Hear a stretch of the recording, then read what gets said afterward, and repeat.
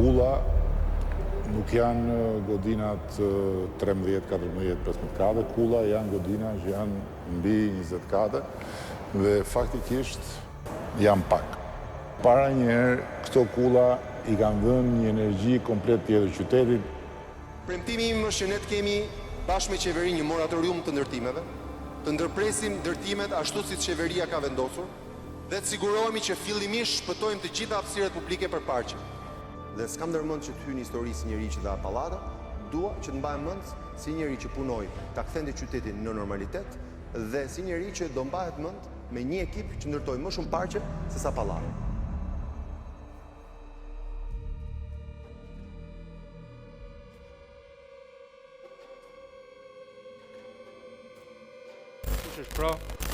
Votat e shumicës në Këshillin Bashkiak e çelën dritën jeshile e planit të përgjithshëm të kryeqytetit. Miratohet plani urbanistik i Tiranës. Tirana 2030 u shkruajt sipas konceptit të arkitektit italian Stefano Boeri. Një qytet me 6 qendra të reja urbane, të mbështetura nga 5 unaza, 2 për transportin publik, 1 unazë gjelbër dhe 1 blu. Të gjitha rreth një kufiri natyror, pylli orbital prej 2 milion pemësh, i konceptuar si mushkëria e re e qytetit. Plani premtonte një shkëputje nga e shkuara, një qytet që zhvillohet në mënyrë të drejtë, i udhëhequr nga planifikimi dhe jo nga presioni i ndërtimit. Për herë të parë, e ardhmja e Tiranës ishte e sigurt. Ambicia është që kryeqyteti ynë i 2030-s të jetë kryeqyteti me hapësirën më të madhe këmbësore ndër kryeqytetet e Europës Lindore. Deri më sot planet urbanistike janë parë me drejt si plane zhvillimi apo plane për lejet e ndërtimit, njolla dhe intensitet e ndërtimi dhe sigurisht pazare të politikës, bashkisë dhe ndërtuesve. Po sigurisht kjo nuk ka pik lidhje me dokumentin që ne kemi sot.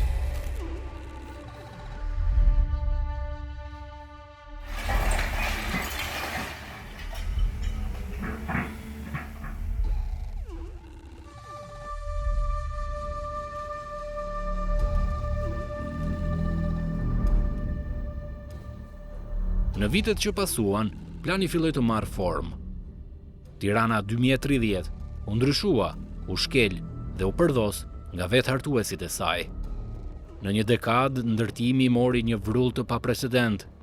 Miliona metra katror ndërtim, 140 projekte kullash, nga 20 deri në 100 kade, të miratuara këto nga Këshilli Kombëtar i Territorit, një organizëm me fuqi mbiligjore që shkeli çdo kriter dhe kufi të vendosur në planin urbanistik.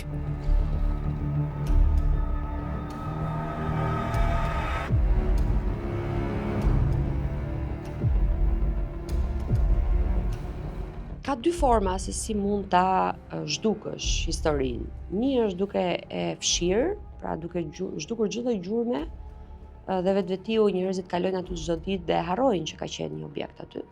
Dhe dyta është duke transformuar tërësisht, duke zhveshur nga tiparet identifikuese, karakteristike dhe duke me kalimin e brezave më pas ajo kthehet në një ish fillimisht dhe më pas riaktivizohet me një emër dhe identitet të ri.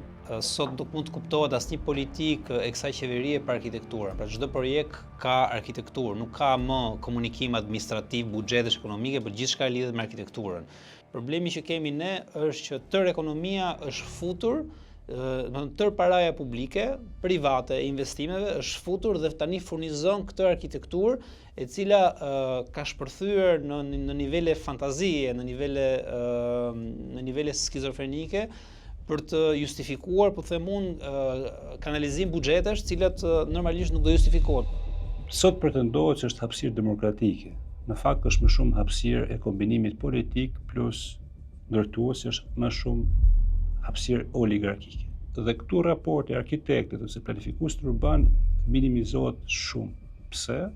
Sepse është dëshira e pushtetit, është plus dëshira e ndërtuesit dhe nevoja, pa ku themi dëshira flusim dëshirën për të pasuruar dhe dëshirën për të dominu. Dhe pastaj në këtë ansambël, në këtë parajs arkitekturore që është quajtur Shqipëria, sidomos Tirana, ftohet arkitekti për të shprehë dëshirën e vet që mundohet me lexuar dëshirën kryesisht të vetën plus të atij që jep lejen e ndërtimit. Pra kombinim dëshirash, prandaj del kjo lloj panorame arkitekturore. Nga lart, bulevardi duket monumental, një vije e drejtë që përshkon historinë e kryeqytetit shqiptar, por qyteti nuk lexohet nga qielli. Ai kuptohet dhe jetohet në tokë, në hapat e njeriut që e shkel. Për ta kuptuar, duhet të ecim aty ku pushteti ka lënë gjurmët e veta. Në segmentin e parë, në vetëm 5 vite, 3 objekte që përfaqësonin 100 vite histori urbane u shembën, u tjetërsuan ose u privatizuan. Bulevardi Dëshmorët e Kombit është edhe boshti kryesor i qytetit, ai që i dha jetën kryeqytetit, pra shndërroi Tiranën nga një qytet periferik ose qytetës, siç ishte përpara themelimit të shtetit shqiptar, i dha formacionin e një kryeqyteti, e një qyteti i cili mund të zmadhoheshe dhe mund të krijonte ato pikat e forta të shtetit të ri shqiptar. Nëse do të bëjmë radiografinë e shtetit shqiptar, mund ta merrnim të gjithë bulevardin Dëshmorët e Kombit dhe çdo ndërhyrje që është bërë në të, në fakt është gjurmë e gjitha sistemeve politike, të gjitha ngjarjeve të mëdha sociale që kanë ndodhur. Pra është një historiografi e gjithë zhvillimit të qytetit, kryeqytetit shqiptarëve dhe shtetit shqiptar në tërësi, në kaq pak në 1 kilometër rrugë. Stadiumi ishte monument kulture kategorie 2, ishte brenda zonës së mbrojtur. U desh një vendim qeverie i 2017 ta nxirrte jashtë zonës së mbrojtur që ta bënte të mundur shëmbjen e tij. Pra qyteti mori formën e stadiumit të Kazamontit, të Air Albanias apo të kompanisë ndërtimit që e solli, sesa e kundërta stadiumit i përshtateshë Tiranës dhe këtij ansambli. Nuk mund të themi më që ky objekt është objekt publik, ky është një objekt tërësisht privat, i cili menaxhohet her pas here me leje të privatit nga publiku. Shpesh ne themi që kemi një kull me një stadium brenda, ose një qendër tregtare me një kull me një stadium brenda, dhe praktikisht mënyra se si nga hapja dhe deri më sot që është sjell, kemi pasur më pak ndeshje se sa kafene.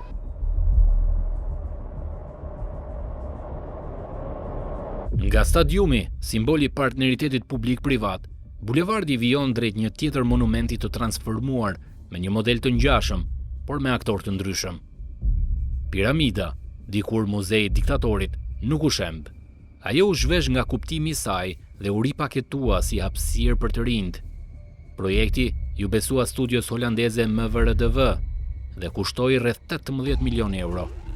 Sot, e rrethuar nga kubat shumë ngjyrshe që strehojnë kafene dhe biznese, ajo qëndron si një shans i humbur për të reflektuar rreth së shkuarës. Është përfaqësuesi i tranzicionit, fiks çdo gjë që ne e bëm gabim, piramida e ka të inkorporuar. Dhe do jetoj si një më shumë se sa pra vjen nga diktatura, është dhe modeli që neve jo vetëm diktaturën nuk ditëm as ta njohim, as ta kuptojmë, as ta interpretojmë, më pas t'i shërojmë plagët e tona, por i fshehëm, i illustruam dhe bëm një objekt Frankenstein me të cilin s'dim çfarë të bëjmë tani.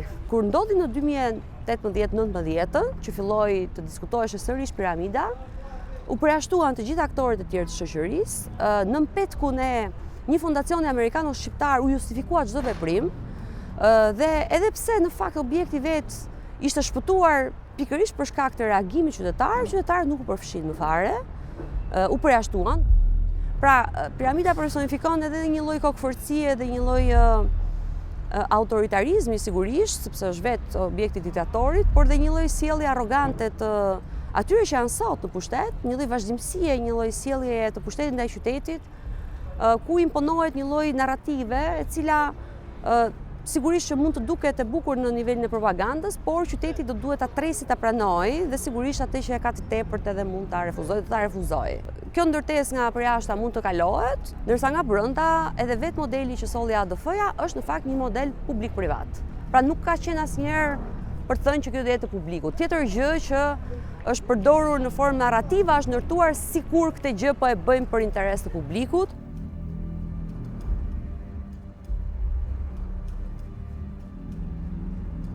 Nëse piramida u riformatua, teatri kombëtar u fshi në mënyrë brutale.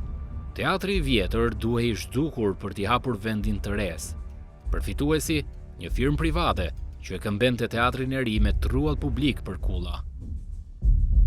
Për gati 2 vite, qytetarët e mbrojtën, deri më 17 maj 2020 në Agim, Godina, Ushemb.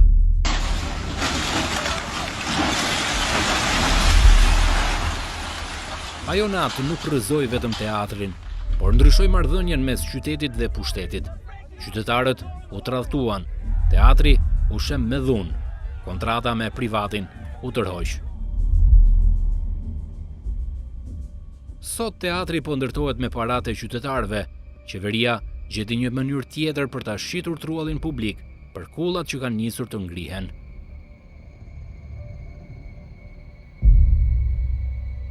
U ble pra mbretja bleu familjes Libohova 10.000 kusur metra katror tokë për të ndërtuar një teatr dhe për shumë vite 10.000 metra katror ishte në pronësit të teatrit dhe shtetit shqiptar, deri kur filloi protesta dhe neve zbuluam që disa prej metrave katror ishin shitur privatëve nëpërmjet ndërtimeve pa leje që ishin legalizuar në kurrizë të teatrit. Njëri prej të cilëve më pas, me 247 metra katror tokë në mos gaboj, pretendoi të merrte 10.000 metra katror truall nëpërmjet një ligji special, i cili do të jepte atij mundësi të ndërtonte kullat dhe për shpërblim do të na jepte një teatr të qytetit tashmë. Kjo ndryshe nga stadiumi, ndryshe nga piramida, por dhe pothuajse identik si ato, sjell një lloj marrëdhënie të imponuar të pushteti tërheq privatin si interlokutor, duke përjashtu publikun, praktikisht duke na imponuar një lloj marrëdhënie kontraktuale ku ai që përfitonte më shumë ishte gjithmonë një individ në kurrizë të kësaj radhe të një prone publike, të trashëguar për 8 vitesh në një ndërtesë publike me një funksion tërësisht publik, dhe në shkëmbim do të na japi një kull sot 34 kate me një teatr që nuk e dim se si do përfundojë, se kush do ta menaxhojë, se sa publik do jetë dhe sa privat do jetë. Teatri ishte një pikë thyerjeje, por ajo që pasoi ishte zbulimi i modelit të vërtet, zhdukja e kujtesës dhe ngritja në vertikalitet si gjua e re e pushtetit. Problemi i madh është se sot ne kemi certifikuar që Tirana do të jetë tokë fertile e kullave, nuk mund të jetë gjë tjetër. Ka njëri sot që mund të thotë që Tirana mund të jetë gjë tjetër, është shumë e vështirë. Nga opozita nuk e dëgjojmë. Ka subjekte të reja që po piptin, patjetër ka një reagim, por nuk vën njëri në diskutim modelin. Sheshi Skënderbej është hapësira ku ky model shpërfaqet më qartë, një histori projektesh që u kthyen disa herë, duke reflektuar kokëfortësinë e rotacionit të pushtetit. Në fund, një operacion urban që kushtoi mbi 30 milion euro dhe ju besua studios belge 51 në 4E. Në fillim, u rrëfye si një hapësirë për këmbësorët, por rreth tij nisën të ngrihen projektet e kullave, fillimisht 1, pastaj 2, 4, 7, ndërsa të tjera presin të formalizojnë lejet. Sot, sheshi është një obor i hapur ku vertikaliteti ekspozohet, një balkon lodrues për kullat që e rrethojnë. Për mua diskutimi që në Tiranës është karakterit periferik, sepse ne shikojmë vetëm si një hapësirë e veçuar, ndërkohë që në atë shesh në fakt është krijuar një iluzion optik i cili ka kërkuar të legjitimojë qoftë dhe nga ana vizuale ndërtimin e kullave të mëdha. Pra ti futesh atje dhe nga aty duket sikur ka hapësirë, por në fakt ajo hapësirë sigurisht është e limituar dhe ndërkohë ngrihen kullat, sepse kudo ku ti je duket sikur kulla ka një farë perspektive. Por në fakt kulla është shumë afër. Hapësira e sheshit ta krijon këtë gjë. Pra për mua sheshi është përdorur realisht si një qendër, si një trik, si një loj prestigiatori, i cili kërkon të përqendroj tërë vëmendjen e qytetarëve dhe turistëve në një pikë duke e hequr vëmendjen nga kulla. Dhe kulla po ta shohësh nga sheshi duket pak larg, nuk duket shumë afër. Krijon një farë frymarrje. Po ndërkohë po të lëvizësh nga sheshi, çdo gjë ngulfatet pastaj.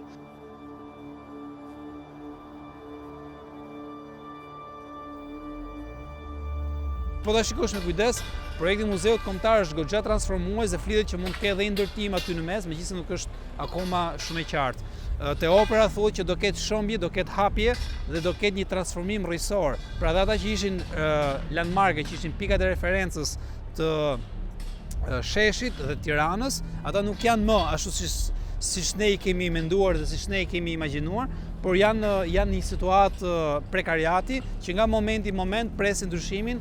Këto godinat e ministrisë shumë shpejt e kanë humbur atë lloj, po them unë, autenticiteti dhe veçanësie, për arsye sepse në gjithë me to janë bërë kulla.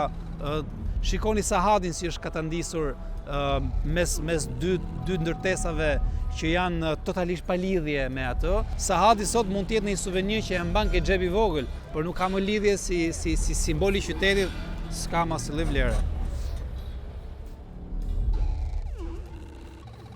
Unë kam bindje absolute që sheshi Skënderbej është thjesht hapësira, se me thënë, e lirës, po që publike e kullave. Moketi i ekspozimit të këtyre, dhe po ta shohësh me kujdes, në shesh çdo gjë që ndron, çdo gjë ekspozohet përveç njerëzve. Dhe me qëra fjala kjo gjë nuk ka mbaruar, sepse kullat nuk kanë mbaruar. Kullat vazhdojnë firmosen për ditë.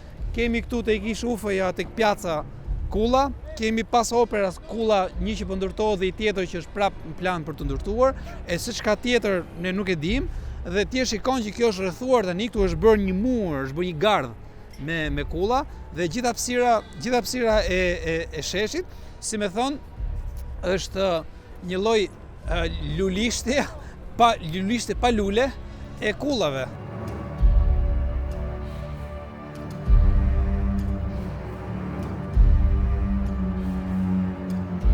Pas qendrës historike, modeli zgjatet. Ai nuk mjaftohet me transformimin dhe zëvendësimin e së vjetrës, por kërkon territor. Bulevardi i ri u prezantua si zgjerim natyror i qytetit, por në fakt ai është hapësira ku qyteti nuk korrigjohet, por riprodhon modelin e vet. Nëse kemi një pyetje, çfarë regjimi politik jemi, bëjmë një gjirë në bulevard dhe kuptojmë që tregon shumë. Kush e lexon arkitekturën, tregon shumë se si kemi regjimi aktual, çfarë po materializohet. Nga fillimi deri në piktakimin ku përfundon bulevardin tentativ, bulevardi i ri.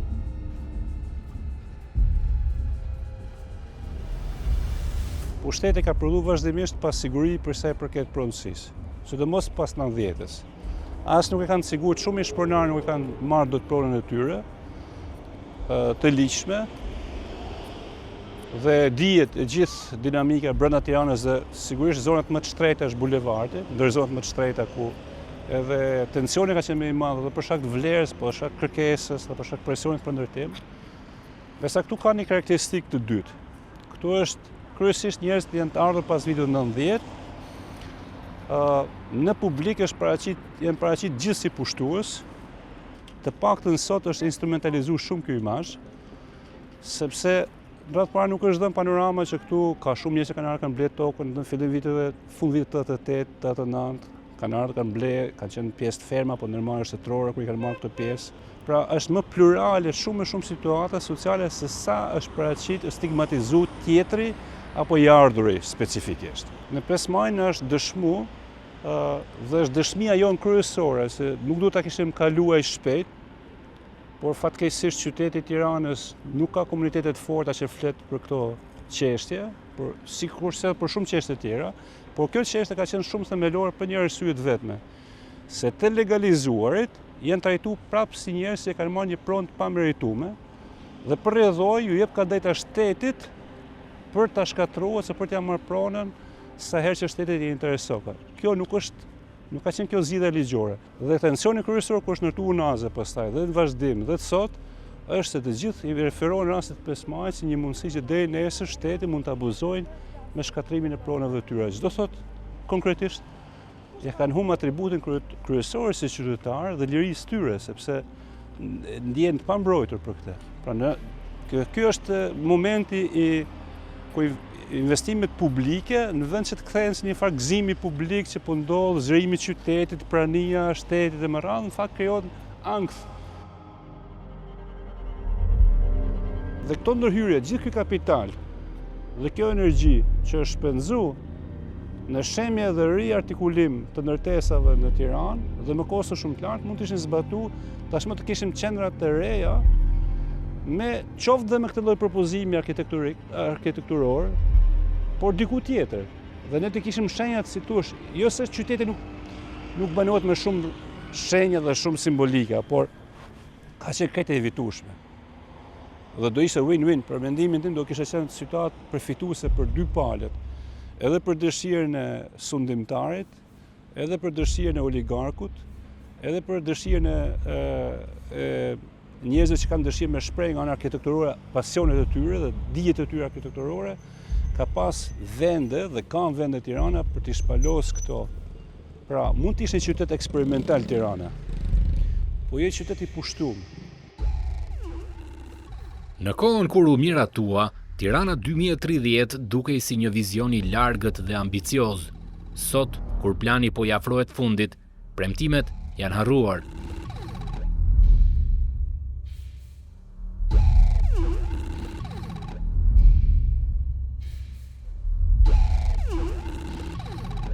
Trembëdhjetë projektet strategjike të Tirana 2030 janë tretur edhe nga diskutimi publik.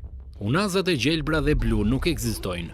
Pylli orbital prej 2 milion pemësh ka pushuar së qenie edhe një gënjeshtër, ashtu si 5 qendrat e reja urbane. Oazet natyrore të sistemit bujqësor, korridorët e energjisë apo dhe rrjeti i transportit. Në vend të tyre, Tirana 2030 ka 140 leje kullash, miliona metra katror ndërtim, më pak hapësira publike dhe të gjelbra dhe 10 monumente kulture të zhdukura. Qyteti vuan nga të njëjtat probleme që vuan dhe para hartimit të planit, me asnjë premtim apo vizion për t'i korrigjuar ato. Tirana sotme mendoj që nuk është as e turizme, as e qytetarëve të Shqipërisë, por mendoj që është e atyre që e kanë ndërtuar, që i kanë vënë çmimet, që fitojnë, që përfitojnë, dhe që mbi ndërtimet pastaj kanë ndërtuar edhe një regjim çmimesh. Pra, çështja është që këta kanë ndërtuar bursën e tyre. Në momentin që ti jep leje pafundësisht, tërë ekonominë e përqendron atje, tërë buxheti i bashkisë merret nga 60% e buxhetit të bashkisë shkon nga lejet e ndërtimit dhe nga këto, ti praktikisht domethënë ke vënë një bursë, ke vënë një çmim. Dhe ne paguajmë të çmim që e kanë vendosur një kartel i njerëzve të politikës, krimit, oligarkisë, domethënë që janë përzirë bashkë, dhe këta kanë vendosur një çmim qytetit. Në momentin kur projektohet në qytet dhe sillen këto modelet, prototipet, ato janë thjesht disa skulptura, të cilat vendosen dhe kompozohen në një hapësirë e cila e përjashton njeriu si qenie. Pra gjitha këto kushte urbane, që janë urbaniteti dhe jeta e njerëzve brenda kësaj strukture të ngurtë, që është struktura e ndërtuar, nuk konsiderohen nga mënyra se si ndërtohet kjo lloj arkitekture e cila është akupunktur. Pra sillet dhe vendoset në një pozicion të caktuar dhe më pas të gjitha bashkë ndërtojnë atë si toteme, të cilat shohin njëra tjetrën, por nuk komunikojnë me njëra tjetrën. Sepse nuk komunikojnë me infrastrukturën rrugore, nuk komunikojnë me hapësirën ekzistuese, nuk komunikojnë me njeriu që jeton aty. Pra është një qytet i cili ka përjashtuar njeriu, rolin e tij, funksionin e tij, shtresat sociale që ka ky qytet, pra cilat do jetë e ardhmja e njerëzve, po ti pyesim njerëzit, do i thonë që nuk e dinë se çfarë do ndodhi brenda vitit në lagjen e tyre. Qartësimi përgjithsisht që ka ndodhur në Tiranën është një materializim i një regjimi të ri, politik dhe ekonomik, me të cilin duhet të merremi gjatë për ta çuar drejt botës së qytetit, me dimension më komunitar, më pjesëmarrës, me horizontal në marrëdhënie, nëpërmjet ndërhyrjeve që duhet bërë, nëpërmjet rezistencës, nëpërmjet debateve publike, nëpërmjet ndryshimit dhe adresimit të atyre lartësive që janë propozuese. Përndryshe, deri tani janë simbolik e një pushteti që të mbivendoset si një formë e pushtimit të qytetit. Qyteti që mbetet nuk është ai që pushtetet kërkojnë të tregojnë me forcë, as qyteti i renderave, projekteve, vrullit momental të ndërtimeve dhe shitjeve. Është ai që jeton pas zhurmës. Mbetet në boshllëkun mes ndërtesave dhe hapësirës që ndihet e huaj. Në fund, qyteti është marrëdhënia mes hapësirës dhe njerëzve që e jetojnë atë.